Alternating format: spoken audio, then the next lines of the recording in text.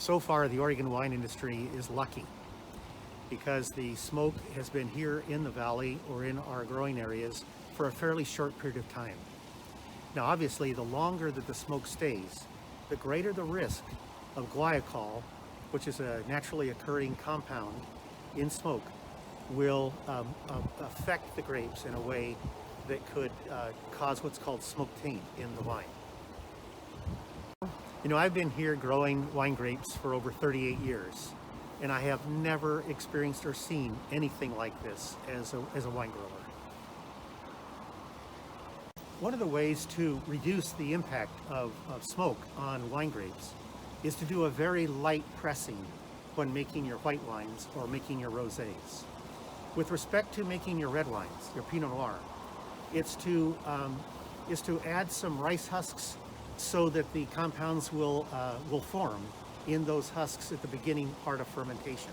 There's also other tools we can use in winemaking to reduce the adverse effects of guaiacol in wine. Remember, guaiacol is an important part of wine. It's what gives the barrel toast to a red wine.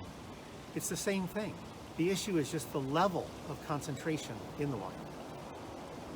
Before is we're grateful that our government agencies have been busy helping us find the right kind of protective masks that will be effective with smoke.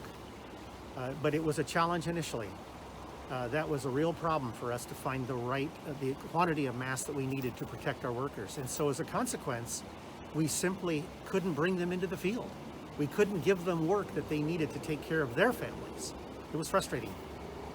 We believe that we'll have the harvest begin next week when the air clears, which is right on time for these grapes and their ripening. So the normal calendar has not been adversely affected. Yeah, so here we are in our Bernot block, and this is Pinot Noir that was planted in 1983. This is the signature varietal here in the Willamette Valley, but it's one that you have to be extremely sensitive with. The Pinot Noir has a very thin skin grape, meaning it's very delicate in nature, and you can't mask any type of essentially flaws in the growing condition or in the winery. So so under these smoke conditions, we have been out in the vineyards assessing the fruit, and one of the ways we do that is through micro fermentations, where we're essentially taking a sample size of clusters, 40 to 50, and we're bringing those into the winery and creating a mini example of what's to happen in the larger batches so that we know what we're working with. And that really gives us, right now, the indications since the lab analysis is delayed this year.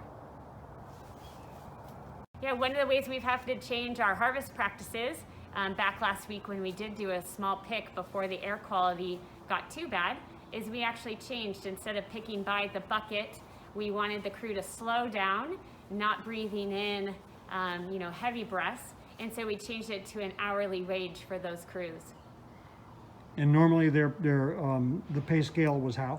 Normally you get paid by the bucket, and you get a punch for every bucket you're emptying into the bin.